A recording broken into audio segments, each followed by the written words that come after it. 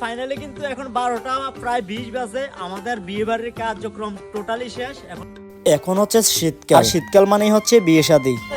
Guys, বিয়ে বাড়িতে আসা মানে হচ্ছে হঠাৎ করে আসা। আর আমার নিমন্ত্রণটা অলরেডি সব সময় থাকে। আজকে আবারও চলে আসলাম একটা বিয়ে বাড়ির নিমন্ত্রণ। গাইস, বিয়ে বাড়িতে তো আসলাম, এখন আমরা বউটাও একটু দেখে নিলাম, নতুন বউ। আর নতুন বউয়ের সাথে এখন কথা বলবো, দেখি কি কি উত্তর দিতে পারে। নাম কি? দীপা রানী পাল, নতুন বউয়ের নাম।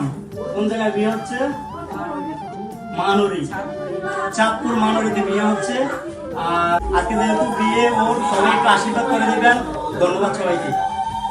আর এখন চলে আসলাম প্যান্ডেলে। আর বিয়ের প্যান্ডেলে এসে দেখি অনেক জাঁকজমক ভাবে ওরা সাজিয়েছে। আর তোমাদের তো একটা কথা না বললেই নয়, আমার সাজুগুজু দেখে সবাই ভেবেছিল আমিই নাকি জামাই। আর আমিও কিন্তু ফাইনালি একটা বিয়ের সাজ নিয়ে এসেছি বিয়ে বাড়িতে। আর ওই দেখে দেখো কর্তা মশাই কিন্তু অনেক সাজাচ্ছে, কি কি ঘর সাজাচ্ছে। আর আমরা ইয়াং জেনারেশন আছে, শুধু ক্যামেরা নেই। তারপর খাবারের টেবিলে চলে আসলাম খাবার খাওয়ার জন্য। যেহেতু একটু ভিড়টা কম ছিল, তার জন্য কিন্তু খাবারের টেবিলে একটু তাড়াতাড়ি চলে আসলাম। বিয়ে বাড়ির খাবার বলে কথা, একটু কবজি ডুবিয়ে খেতে হয়। মোটামুটি কিন্তু আমাদের টেবিলে সবাই একটু খাদকে ছিল।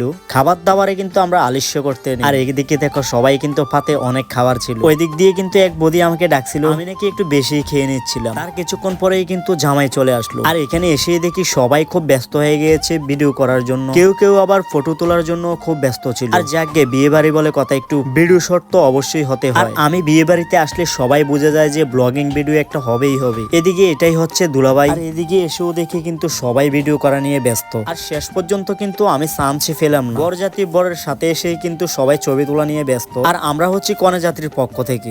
আর কিছুক্ষণ পরেই কিন্তু বিয়েতে বসে গিয়েছে দুলামিয়া। আর আমাদের হিন্দুদের কিন্তু অনেক রীতি রেওয়াজ আছে। এক কথায় বলতে গেলে একটা বিয়ে সারতে কিন্তু মোটামুটি 4 থেকে 5 ঘন্টা বসে থাকতে হয়। কি আর করা, তোমরাই বলো, নতুন জীবনে পা রাখতে হলে একটু কষ্ট করতেই হবে। আর এভাবে বিয়ে নিয়ে কিন্তু আমার অতটা অভিজ্ঞতা নেই, যেহেতু আমার বিয়েটা একটু ডিফারেন্ট স্টাইলে হয়েছিল। তার জন্য কিন্তু আমার এই বিয়েটা দেখার একটু আগ্রহ বেশি ছিল। আর খাবার দাবার যেহেতু আগে ভাগে সেরে ফেলেছি, এখন কিন্তু অনেক মাস্তিও করতে পারি। গাইস, তোমাদের এলাকায় যদি বিয়ে হয়ে থাকে আমাদেরকেও একটু ভিডিও করে দেখাবে তাহলে। আর আমাদেরও এখন যাওয়ার সময় হয়ে গিয়েছে, যেহেতু রাত 12টা বাজে। আর বিয়ে বাড়িতে কিন্তু ফাঁকিরা অনেক সাজুগুজু করেই আছে। আর আমরা এটা দেখে একটু মজা নিয়ে থাকি সব সময়। বিয়ে বাড়িতে যে যেমনই হোক না কেন, সবাই কিন্তু আমাদের তালতো বোন হিসেবেই হয়ে থাকে। খাবার দাবার শুধু আমার টেবিল উঠালেই তো আর হয় না, যার কারণে চলে আসলাম আমাদের এলাকার ভাতিজারা যখন খেতে বসছে বরযাত্রীর সাথে, তার জন্য একটু শর্ট নিতে চলে আসলাম। আমি এখানে এসে মোটামুটি সবাইকে একটু জাঁকজমক করে দিলাম কয়েকটা কথা বলে। এর ফাঁকে দিয়ে কিন্তু কুঞ্জবনের কাজটাও সবাই সেরে নিচ্ছে, দেখো কিভাবে। আর এত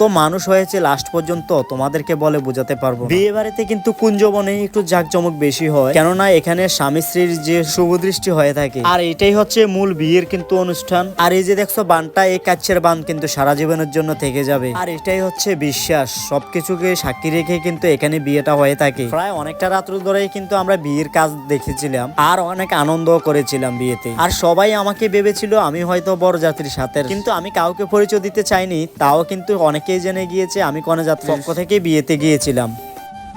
গাইস, ফাইনালি কিন্তু এখন 12টা প্রায় 20 বাজে। আমাদের বিয়ে বাড়ির কার্যক্রম টোটালি শেষ। এখন আমরা বাড়িতে চলে যাচ্ছি। আর কত, অনেক আনন্দ করেছি, অনেক এনজয় করেছি। ধন্যবাদ সবাইকে।